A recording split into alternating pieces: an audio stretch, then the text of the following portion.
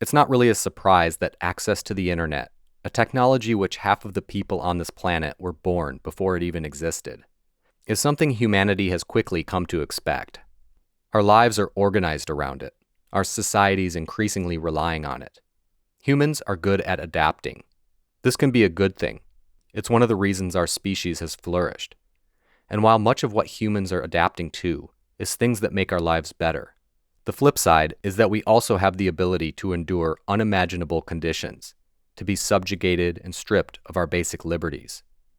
I can think of few places which exemplify the dark side of human adaptation or resilience more than North Korea. In 2017 and 2018, writing the somehow newsworthy mention of Dennis Rodman's visit to North Korea, seemingly every outlet was posting headlines with a satellite photograph of what they could barely resist calling Kim Jong-un's party islands. Ever since the middle son of Kim Jong-il had taken over as supreme leader of the Democratic People's Republic of Korea 6 years prior, such stories managed to captivate the media's attention, predictably and almost cyclically. And now, these islands were the latest angle, with journalists calling them the Ibiza of North Korea, and other catchphrases. None of the articles would go so far as to provide a name or coordinates to make quick work of finding the islands on Google Earth. I got a bit lost in the news for a while, from the salaciously written to the obsessive. Some even seemed fixated on tracking Kim Jong-un's yachts using the satellite imagery, a tedious pursuit to say the least. But I can see the allure. The so-called hermit kingdom reveals little about itself, and so somehow a super yacht, a floating amusement park, piques curiosity. But I wanted to know about the islands themselves. I say that as if my curiosity is somehow more refined than another's. Yes, we are all voyeurs when it comes to North Korea, however pure of intention that might be. I began the first place I landed, in the waters outside of Wonsan, known both as the Sea of Japan and the East Sea of Korea. There's a handful of islands here, and given the importance of Wonsan, I thought that this might be a good starting place. The area, which had recently received an airport, was slated for massive amounts of development, largely centered around tourism. Kim Jong-un had visited to oversee an artillery drill, where they fired hundreds of rounds at some unsuspecting offshore island. I wondered if it was this one, Kukdo. The place has clearly been subject to some kind of weapons testing. As I continued my quest to find this pleasure island of Kim Jong-un's, I land upon the much larger Ryodo. This one seems promising. There's a fair amount of infrastructure, an airstrip, a harbor, plenty of buildings. Perhaps it's the overcast and grainy imagery, but this place seems nothing like what I would imagine hosting the lavish parties and nonstop entertainment the island was billed to have. And so I continue on, due east, to the playfully shaped Shindo. It's a bit more understated, but I could see this being a retreat for someone in power. Maybe not the crown jewel island, but more like a second getaway.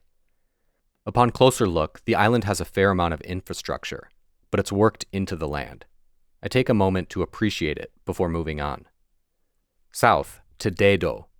No tropical retreats here. It looks like it has some military use, but I'm hard-pressed to identify anything specifically. An interesting place nonetheless, as is the nearby smaller Sodo. All three of these islands appear to be fished, as evidenced by the rows of net buoys and small vessels scattered in the waters surrounding. I end this brief tour of the islands near Wonsan with Hwangtoto, another small island with some concrete forms that I'm not quick to recognize as anything. And so I zoom out again, taking in the broader area. I've missed a handful of islands, but they seem more like variations of what I've already been encountering. So I go further south, closer towards the Korean demilitarized zone, spotting the small islands scattered along the way. And I hone in on a trio just off the coast, a mini archipelago of jagged tooth-shaped islets, Sado, Tongdokdo, and Chondo. I remember seeing a capture of these three, inset in an article about the very topic that drew me to this part of the world scouring for this elusive island. They look a bit run down, but maybe that's just the fuzziness of the imagery. Either way, it's not really what I had imagined. Perhaps I had bought into the stories too much, maybe even conflating information as I hunted down the specifics on Google Earth. Maybe I shouldn't have been following a lead that was single-sourced by the worm. Maybe it's time to focus on the broader themes and less the specifics. What is it about wealth and power that leads to a fascination with islands? Is it a compulsion to collect and to own, to clearly define one's property? Is it a desire for isolation? There's irony in using the internet to try and understand North Korea, a tool which promises unceasing education, connection, and even enlightenment, and which is made expressly unavailable to North Korea's citizens, save perhaps the supreme leader himself and a handful of his cohorts, but certainly not for the vast majority, the average person. And yet I approach their country from above without a second thought, following the thread of some clickbait I accessed on the open web.